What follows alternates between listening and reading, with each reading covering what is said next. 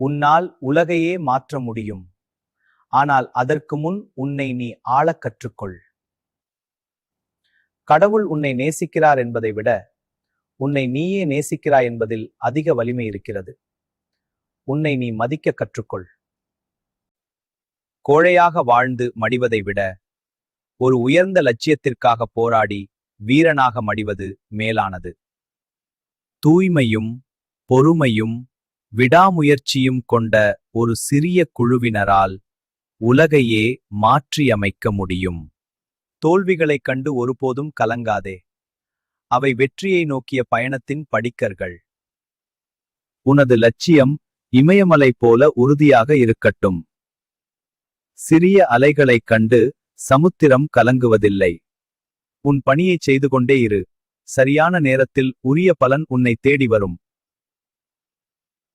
இளைஞர்களே, எதிர்கால இந்தியா உங்கள் கைகளில் இருக்கிறது.